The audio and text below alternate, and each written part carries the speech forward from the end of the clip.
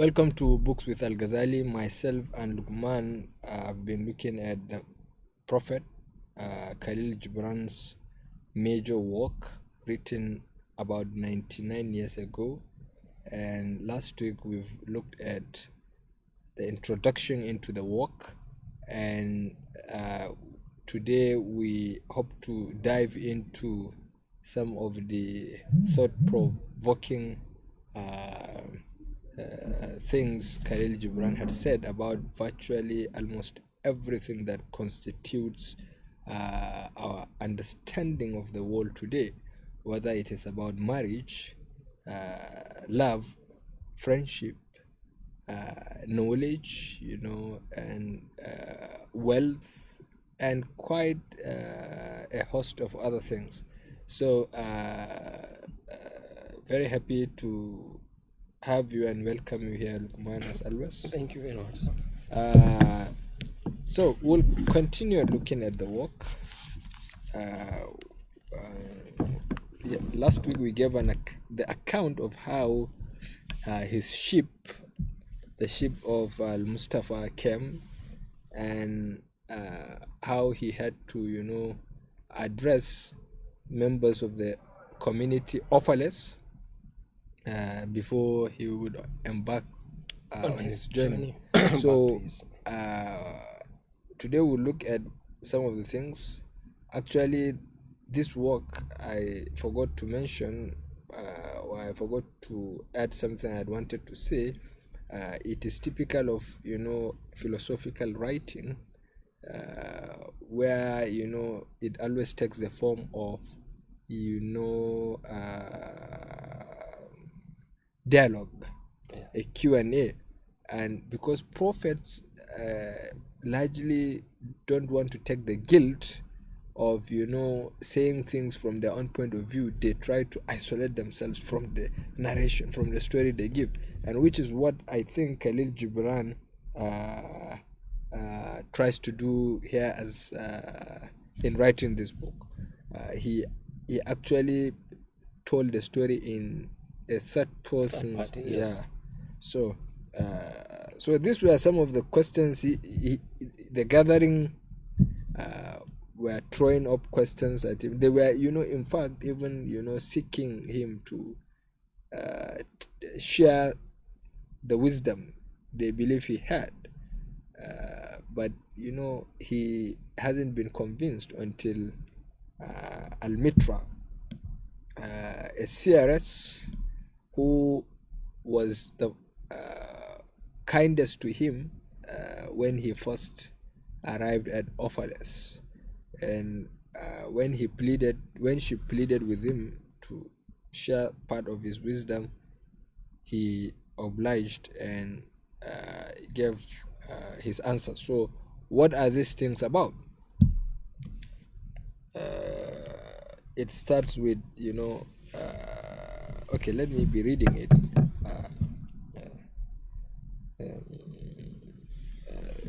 The first question is about love. Yeah. Then said Al-Mitra, "Speak to us of love." And he raised his head and looked upon the people, and there fell a stillness upon them. And with a great voice he said, when love, these two lines, I have understood that in this work there is no single word, no single statement that was not intentional, that is not carrying a specific meaning. This is how great this work is. Unlike other books where you find some words scattered, and even if you remove like 90, like the recent books people sell, how you can become a billionaire overnight, you can take 90% of the words in that book and leave just 10%, and the meaning will be intact. Will be intact. So what he probably meant to have said is that, okay, he raised his head and looked upon the people, and there fell a stillness upon them. So here is a subject everyone will be interested to hear. So, and everyone was, was looking forward to it. This is a subject that cuts across just every mind. Love is a business of everyone. Yes. And more so, how he brought this as the first question being asked from the series. Yes. And you know, people who are spiritually awakened keep on like the works of Jalaluddin Rumi have been largely misunderstood when he because the love Jalaluddin Rumi speaks about is not the physical love we talk about now. Yes. It is actually divine love. Yes. And most people who write from spiritual point of view are so much obsessed with the idea of love, and so to them love eliminates this obligation for worship. If you have true love, you worship, you follow the divine, you follow the teachings of your religion without feeling obligated. You are looking forward to it. That eliminates the essence of being obligated to perform certain religious rituals. People who are imbued by love of the divine naturally do that because of the love they have. And I think this is the ultimate connection one will have with this Mecca, to feel that yes, my Mecca loves me, and he asks of me this, and because he deems that it is the best for me, and I dare not question. I am not doing it even to fulfill certain obligation. No, it is a point of communion between me and my Mecca, and you look forward to doing it with love and absolute commitment. So I think that's why, as we go on with discussing this, the concept of love as he meant here must be properly contextualized. Otherwise, people will begin to use it against that. I just want to add a little thing on what you said about the divine love. Yes. I think this it's more manifest in the act of worship, supererogatory, not obligatory worship. Because like obligatory worship, like praying, fasting, you have no option. You just have to do it. So I think it's not very much manifest than somebody that does more supererogatory or optional acts of worship, like praying at night while nobody sees you. You are just in seclusion with you and your Lord. You directly connect with Him. These are some of things that if you don't have that divine love, you just can't do it. Because like praying in the day, everybody sees you. So you might be doing to please people.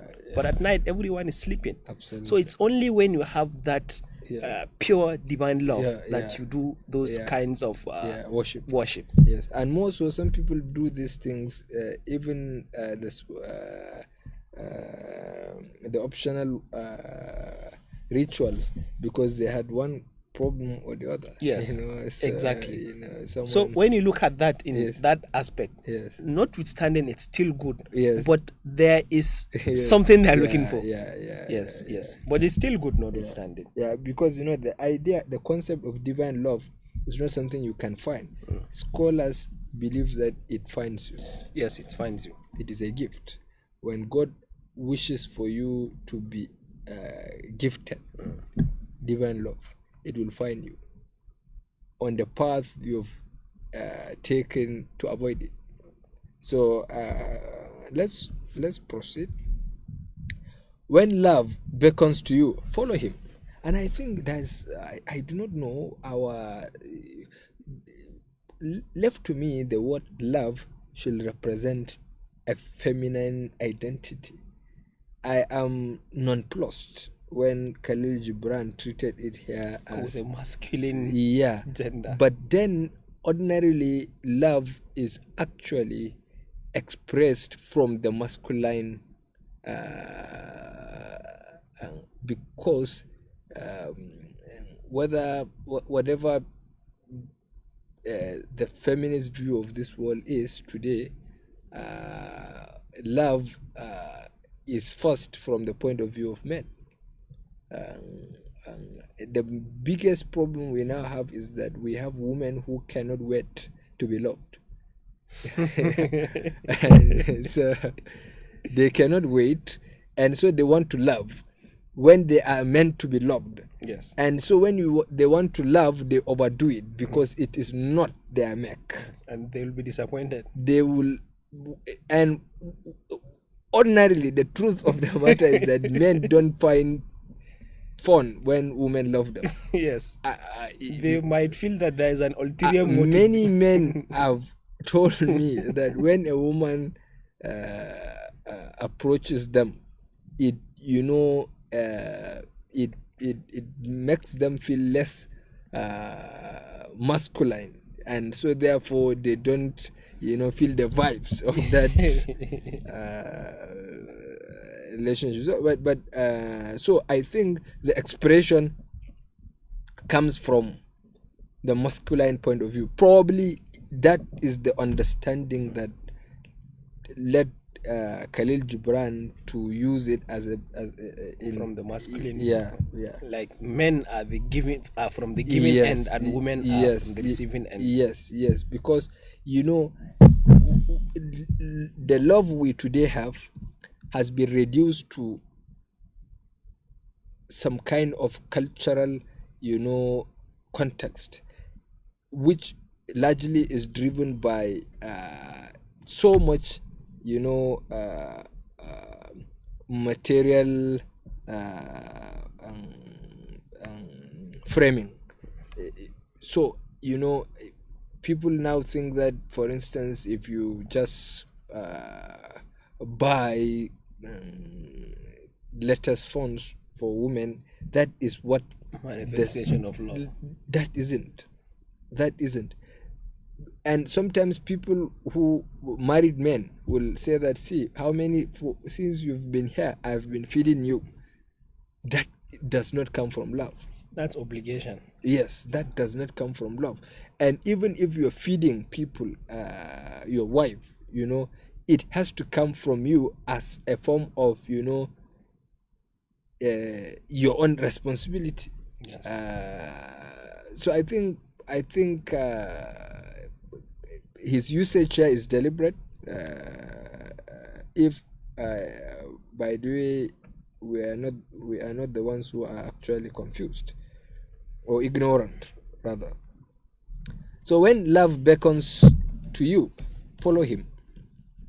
So it is written from a masculine point of view, because ordinarily what we know is that a woman is loved, but a woman hardly will beckon on you. Yes. So though his ways are hard and steep, and feminine things are supposed to be tender, supposed to be softer, more subtler, and so when it is and love has a way of being very hard, very senseless, really very senseless. So though his ways are hard and steep, and when his wings unfold you, yield to him. Though the sword hidden among his pinions may wound you, and when he speaks to you, believe in him. Though his voice may shatter your dreams, as the north wind lays west the garden.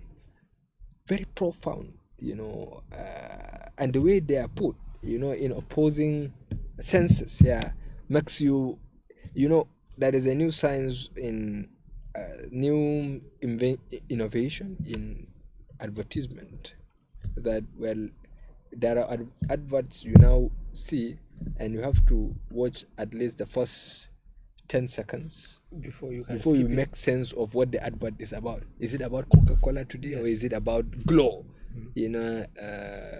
Because if from the beginning it is Glow, you won't want to make sense of the content. Yes. You won't absorb it. There will be no anticipation. Yes. So put in this paradoxical way makes you activates the brain to think. Yes. Because we are consumers of information, and that is just that.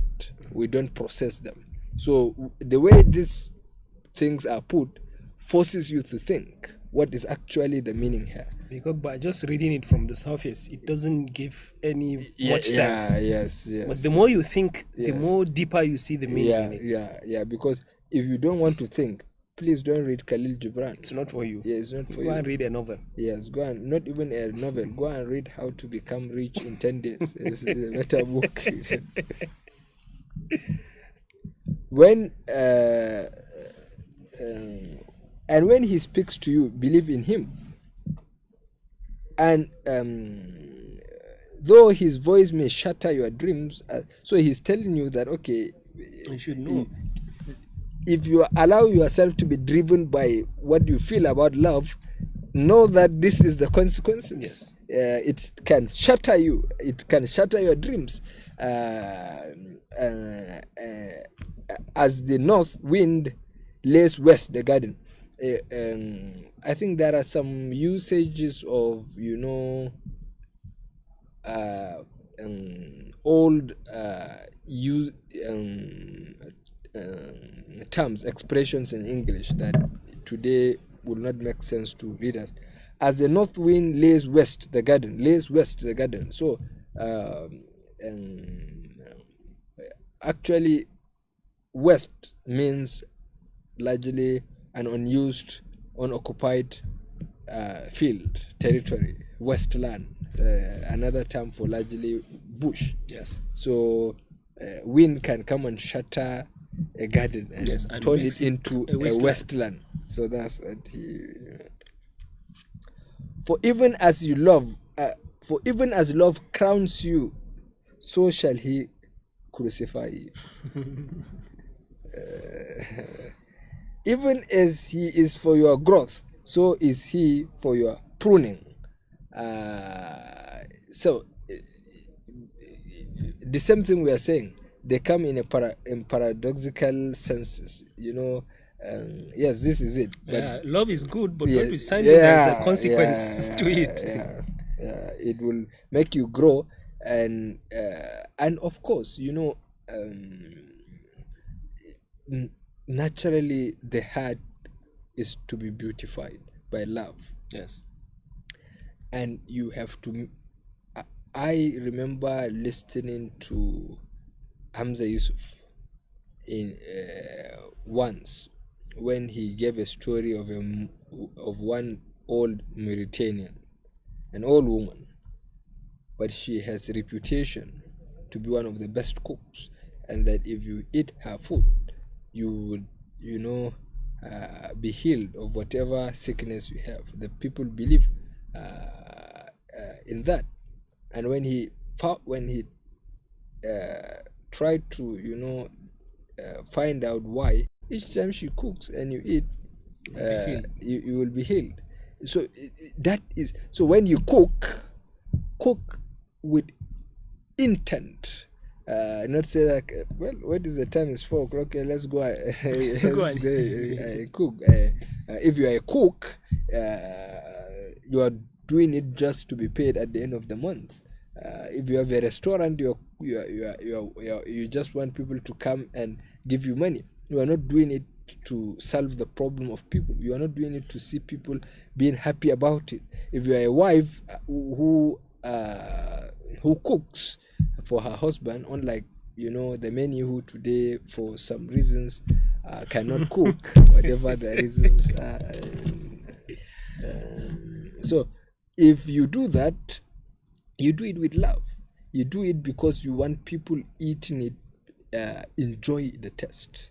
People who eat it get positive energy. A lot of things, but these things are gone. People don't care. People will offer you a service, and before they deliver your good, if it is a book, like those of you in book business, half of the cover is so So that is that. So even as he is for your growth, so is he for your pruning. Even as he ascends to your height and caresses your tenderest branches that quiver in the sun, so shall he descend to your roots and check them in their clinging to the earth. So another very profound statement, but it only tries to emphasize the points earlier mentioned. Yeah, that yes, he can ascend to your height, meet your expectation, make you feel, like the king. Yeah, like he says, yes, as he crowns you, so shall he crucify you. Yes. So it caresses your tenderest branches. Yes. So all the things you think, all the illusions in your head, all the imaginations, love has a way of making you, wallow in very wild thoughts. Yes. And making you feel happy actually about nonsense. About nonsense. Yes. It'll go deep into fantasy. Yes. So largely it tells you that many people who are imbued by so much love are in a sense mad. And there is a part of North African Islamic tradition that in which, and I think that is more prevalent in Sufi orders, where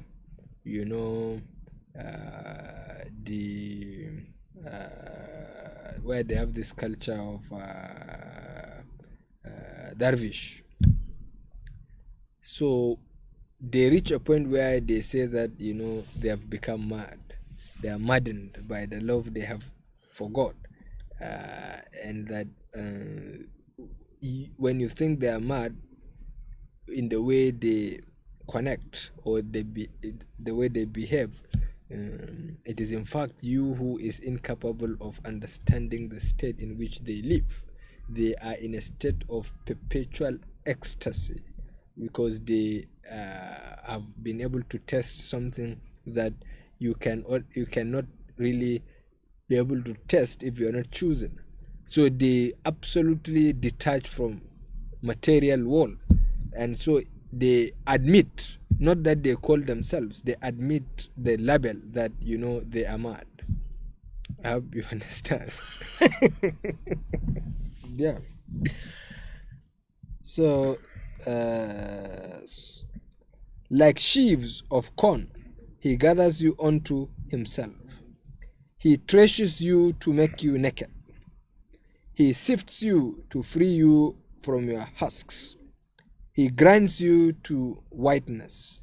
He kneads you until you are pliant. So I think there are some keywords here that maybe needs to be defined. Like sheaves. Sheaves means a bundle of something, largely like stacks of corn or peppers. That's what sheaves mean. Actually, it is sheaf. This is a plural of the word. Okay, so like a bundle of corn, he gathers you unto himself. That's actually what this statement means. He threshes you to make you naked. Threshes is to separate the chaff from the corn.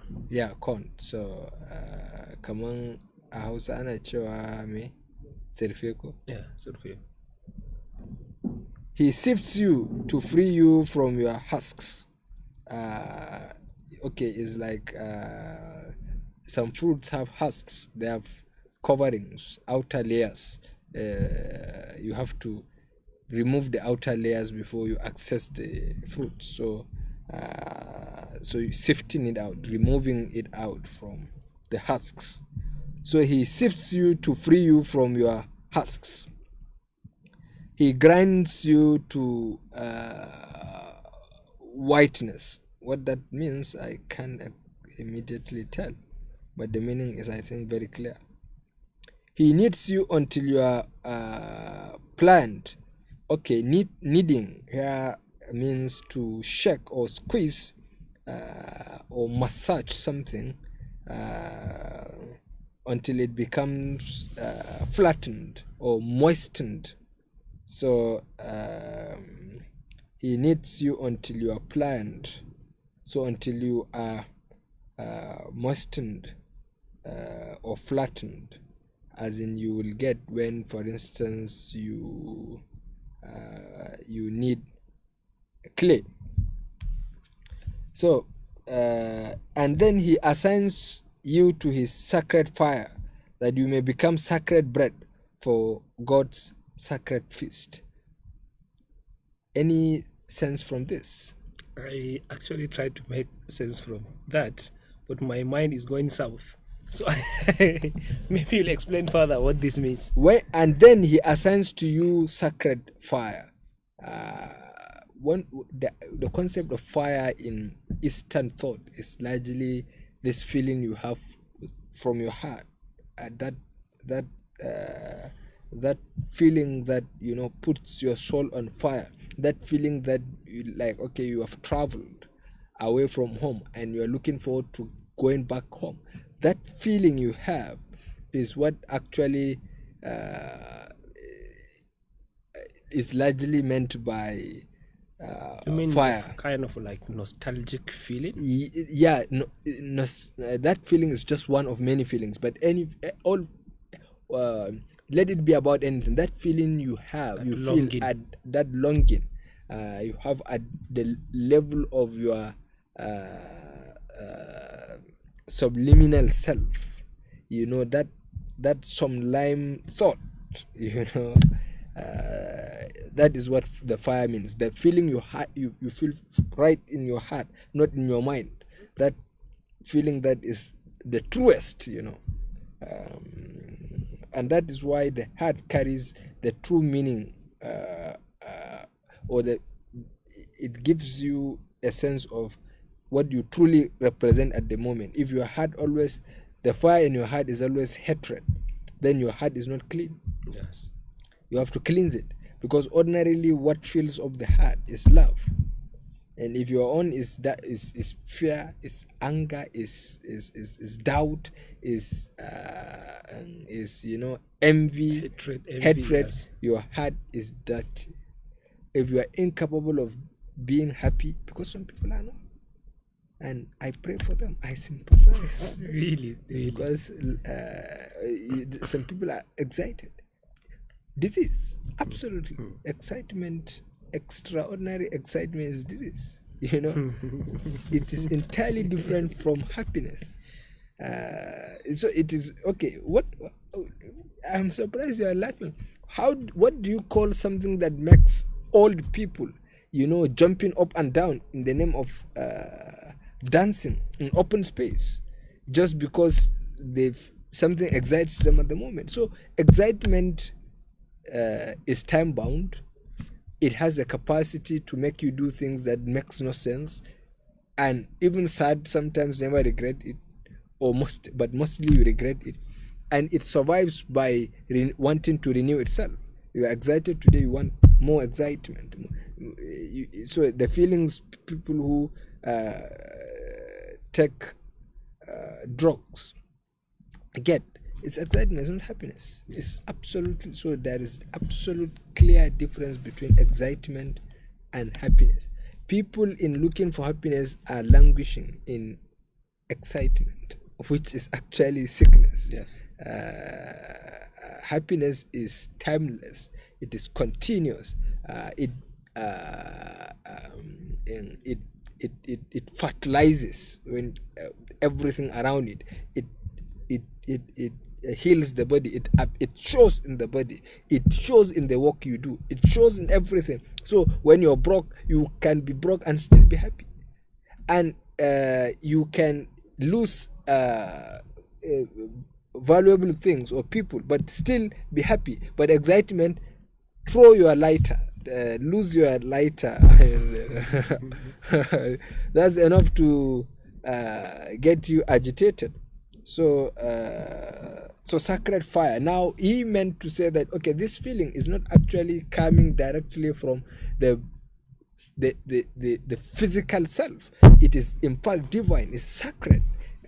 Largely what your heart feels is yes, it's true of your current state of heart, but then your heart only reminds you of who you truly are. You are not capable of bringing that feeling to the heart, but it feels, and what you feel is a manifestation of who you are. Yes. So if you continuously feel angry, you are sick. You are very sick. You are spiritually sick. Yes. Depression is natural, but even depression is sickness. When you think excitement will solve your because accumulation largely most of the times brings people who are too materialistic, they will keep accumulating, but then they don't get the happiness they look forward to getting each time they go out getting something. So when they realize that these things don't provide them with what they need, they become frustrated, and if they are not managed well, the frustrations plunge them into depression. And when you are depressed, it is largely one way. You only have one way of thinking, your own way. Before you will be brought to look at things from other people's perspective, you have already fought with just everyone around you. See, your behavior is not normal. Me and you, whose behavior is abnormal? Or do you want to insult me? Things like that. So largely sometimes this is to do with excitement, and happiness only comes largely from understanding your purpose and living for it, and trying to help others also find their purpose. In Middle Eastern thought, they call it secret. Your secret, the secret to your heart, to understand your purpose. They also believe that every single creation has certain purpose that no other person will fulfill. So to be able to understand your purpose is to be able to live, and you need a master to guide you to understand your purpose, because largely culture, experiences, environment, geography, and so on have a way of blocking you from perceiving yourself. A master helps you empty your soul of all these worldly attachments that are blocking you from your real, your true self. Yes. And then he assigns to you his sacred fire, that you may become sacred bread for God's sacred feast. So that you may become sacred bread for God's sacred feast. I think that's where the confusion is. I think the only power that can cultivate happiness in this world is God. And God's feast. So if you are connected to God, every other day is a festival for you. Because festivals in Western thought, look at the calendaring of the events. Most of the festivals are at the end of probably the first quarter, end of the year, the second quarter, and so on, because they think after accumulating so much work, you need festivals to go and refresh. Empty yourself. People are looking for outlets, so you go and refresh and so on. That's why Saturdays, on Fridays and Saturdays are meant for clubbing. You go and party and so on. But those who are in the state of true happiness, that is divinely inspired, are always happy. And when that is what sacred feast. That is what God's feast is about. It doesn't have to be tied to any event. No. People who are truly connected to the divine are actually perpetually happy. But we have to understand the definition of love here, not your own definition of love. That, okay, if you love me, why are you not calling me every morning? Why are you not calling me every evening? Why are you not sending me messages? People going into Google and searching, okay, morning message. Morning Good night message. So this silliness has thankfully disappeared for good, because there were very sad memories of days in which even books where you find text messages, because you're so daft, exactly. You are incapable of thinking that is the display of love. So the books to your rescue. But I think the authors of these books became wiser and withdrew them, and left people to do their own thinking. So that is actually what he meant to say. And you bring bread to a feast. So the usage of the term feast and the bread comes from the culture of the author in the Levant area, in the general Mediterranean region. The idea of bread is very common. And their feasts and bread is a common delicacy in their feast. So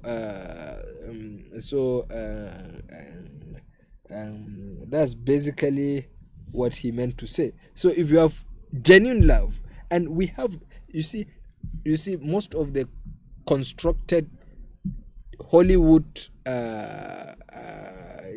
definition of, or media or pop culture definition of love, which, by the way, thank God, has a way of ending and tearing itself apart, right, also inside the media, where it is bred.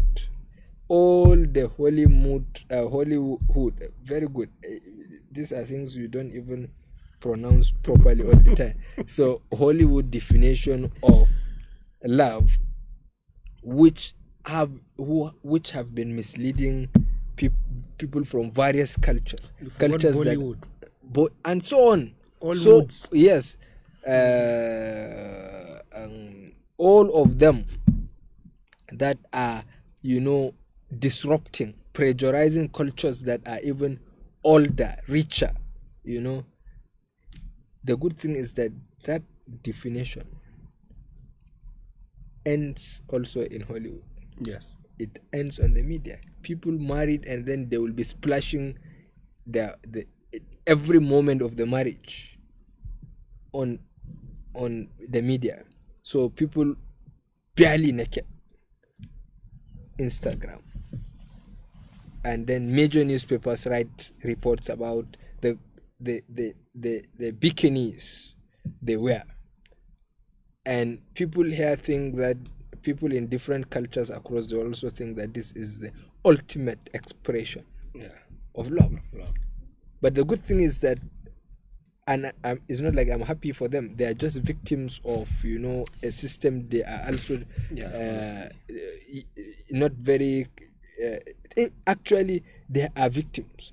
The people who appear to represent these things on the media are also the victims. They don't know. So because they are the victims, we only begin to also understand their victimhood until the marriage ends in court, which is very prevalent these days. This is happening. Almost all the marriages that fascinates you on the internet, with their daily doses of demoralizing pictures, what is actually supposed to be categorized as porns and nudes, they will only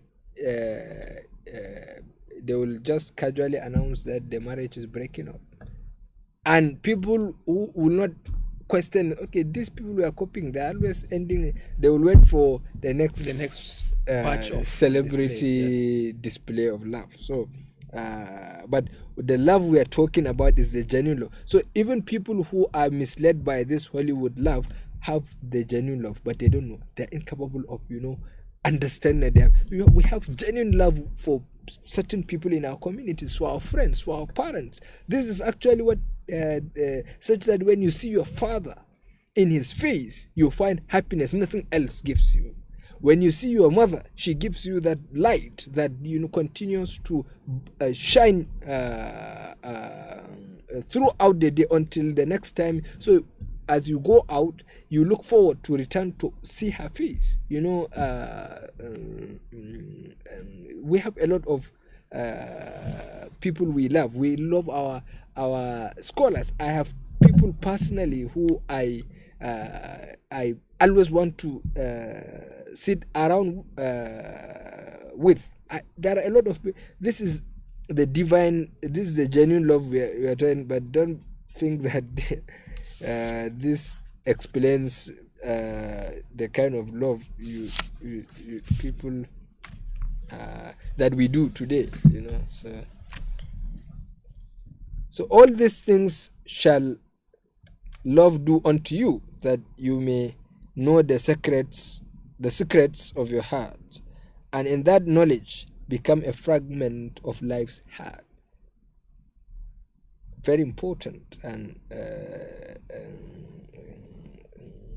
maybe you are being very skeptical to share your thought about these things, but then these things are understood differently by different people. So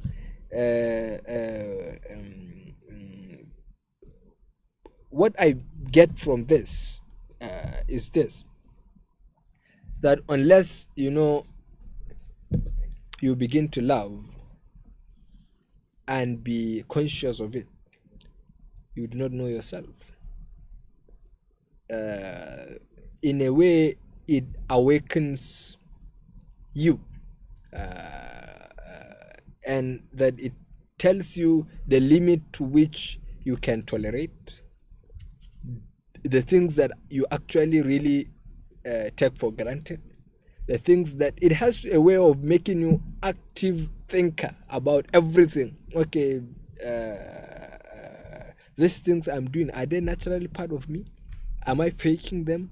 It has a way of activating you, awakens your spirit. Yeah. And then in that knowledge become a fragment of life's heart. That knowledge of yourself, which you get as a result of the treasuring of love, is actually at the heart of life. If you know yourself, then you know the heart to living. Without that knowledge, you don't, and you cannot, and you are dead without that. So I think a lot of things loaded in this, and they are better loaded this way, because if you try to explain these things, you are reducing the possibilities for wider perspectivization of it, because everyone looks at this from different perspective. Yeah. But if in your fear you will seek only love's peace and love's pleasure, then it is better for you that you cover your nakedness and pass out of love's threshing floor. Yeah, he's talking about our insecurities. Yes. Very insecure people. And if you don't live the purpose of your existence, Lukman, you will be covered by fear all the time, insecurity. You may say, see me, I will not deal with educated people anymore, because you are afraid of them. Yes. So it makes you automatically, it's like you're envious.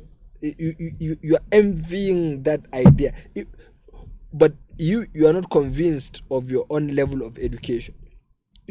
So in your fear you will seek, but if in your fear all you look for in love is peace, pleasure. Don't start it.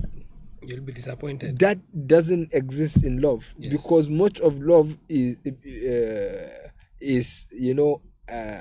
love is actually a half cup.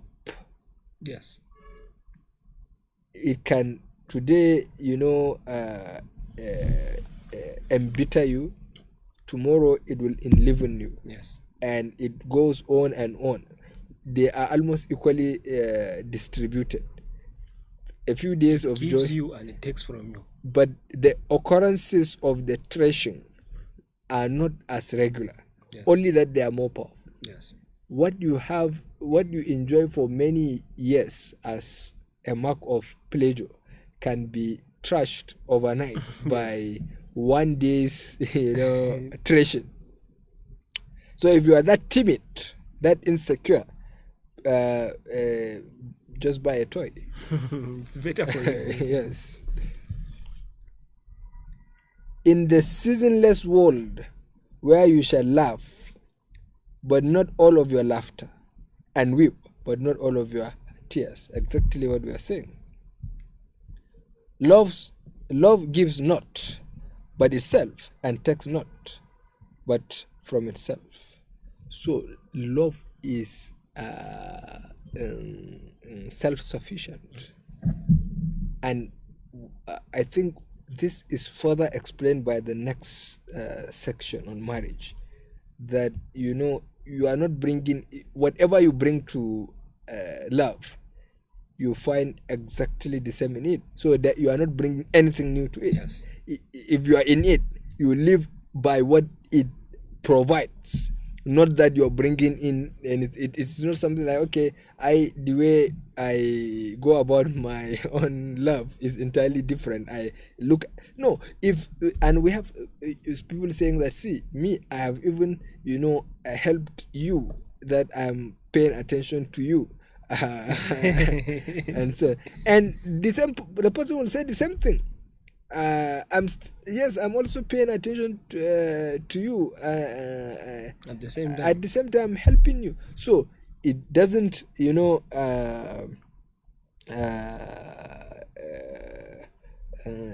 doesn't give from itself, and it doesn't take. Love gives not but itself. Only gives itself. Yes, and takes not, but from itself. So whatever you make of it, good or bad, it is your own cup of tea. That's your problem. Mm-hmm. So love possesses not, nor will it be possessed. It is out there. It's not something that you can just because if it will be possessed, many people will have taken it all to themselves. So you cannot possess it, and it doesn't possess. When you possess, when you feel you are possessed, then there is a problem. It is something else. It doesn't possess you. It is open always. You can walk into it and walk out of it. It remains. Nothing happens to it. Whatever you think of it, it doesn't change it. That's your problem. Good, bad, it is what it is. Yeah. For love is sufficient unto love. It is sufficient unto itself. Whatever you make of it, you don't change it. It is what it is. It is sufficient. You will see it like this. You will live it like this and die. It will still remain the Even way if it crowns you, it's still love. It trashes you, it is still love. Yeah. When you love, you should not say, God is in my heart, but rather I am in the heart of God. Very profound, and I think this helps us explain the previous confusion we had. God's feast. Yes. This is technically, the mistake is one will encounter is when you read it from literal point of view, when you liken God to something you can understand, but it is just like another way of saying that, no, I haven't forgotten you. You are in my head. When you feel love, it is to say that you are perpetually you are enjoying the perpetual patronage of divine services. That's what it is saying. So when don't say that God is in your heart. No, you are just enjoying divine patronage, and that is why you are enjoying what you are enjoying, whatever it is. Yes.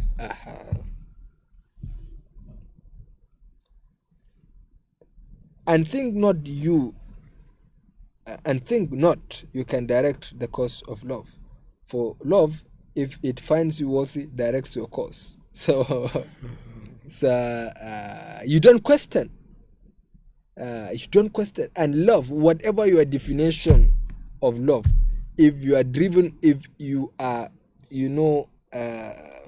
shot by it, then you are just. That is why once people are imbued by a love for a particular person, then sense disappears. Yes, there's no sense. They don't think again. Whatever that love tells them to do, they do it. Very obedient. Yes. To the beacons of love. Yes. So, but when it is genuine love, when it is the kind of love that that is truly genuine, divinely inspired, then you are lucky. You will be guided appropriately, because only love is capable of giving you proper guidance, whether it is between teacher and his disciples and his students, whether it is between parents and their kids, whether it is between superior and his lieutenants. What drives genuine guidance is genuine love. If you are guiding, so people say that I'm training these guys because if I'm not in town, they can make up for me. That is not. But you're training this guy because you see that you feel the joy of being who you are, and you want them to test it. You want them to even supersede you. You find teachers who want their students to beat them, to become better teachers than they are. If you take out genuine love, none of this will exist. So you will never find a teacher, raising a student even close to him. Yes.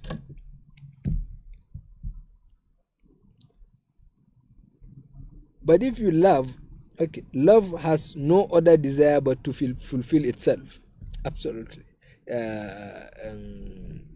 It is what it is, and that is what it is concerned about. Nothing else. Is to now say that like we now say, I Amada, I Kaya, because I know it doesn't work with love. Just what it is. If you are okay with that, it is fine. So, and this is one thing with the way the world is. You have to learn, Lukman, to bend down to the dictates of this world. There are over 7 billion people on earth. The world cannot bow down to you. You have to make a habit of accepting that the world has a way of leading itself and that you must follow. The only time when the only things you are allowed to do is to overstretch yourself, to stretch yourself to go against the tides. But still, it is only the wall that will allow you to cross it. The tides of this world will trash you. So you say,